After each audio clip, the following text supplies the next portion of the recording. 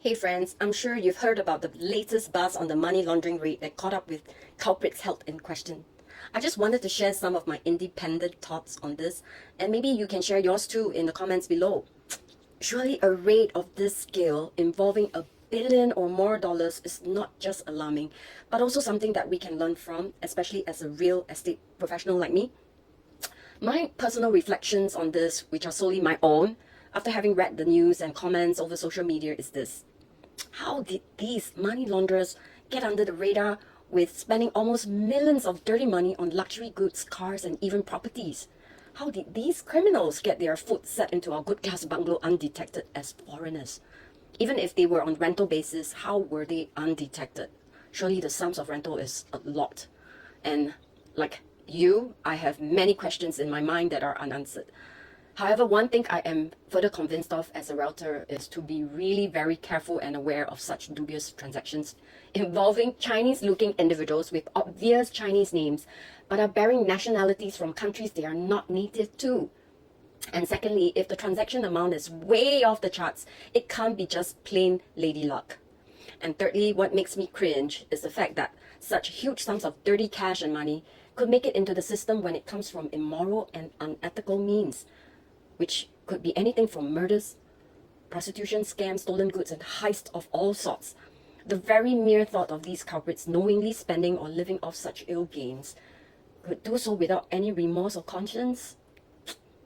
Let alone banks that are involved too, as you watch and listen to this clip I adapted into my reel sent from a fellow realtor friend. Well, feel free to express your thoughts and feelings like I did. What did you glean from this altogether? Is a kind of parking ticket. At the end of the day, the fine is not paid by the officers and directors of the company. Thank you, Mr. Chairman. And thank you all three for being here today.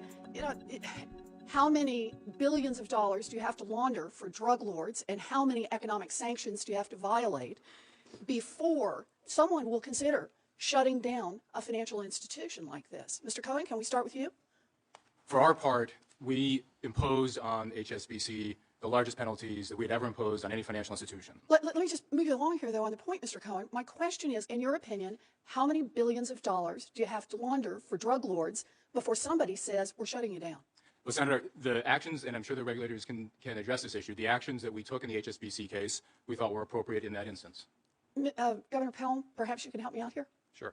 We don't do criminal investigation. And in the case of HSBC, we gave essentially the statutory maximum civil money penalties, and we gave very stringent cease and desist orders, and we did what we have legal authority to do. I'll just say here, if you're caught with an ounce of cocaine, the chances are good you're going to go to jail. If it happens repeatedly, you may go to jail for the rest of your life. But evidently, if you launder nearly $1 billion for drug cartels and violate our international sanctions, your company pays a fine and you go home and sleep in your own bed at night. Every single individual associated with this. And I think that's fundamentally wrong. Agree with most. You could say, well, the banks are getting off a lot lighter than criminals who are individuals. And my response to that would be, well, of course, because criminals can't tear down the system, and HSBC can.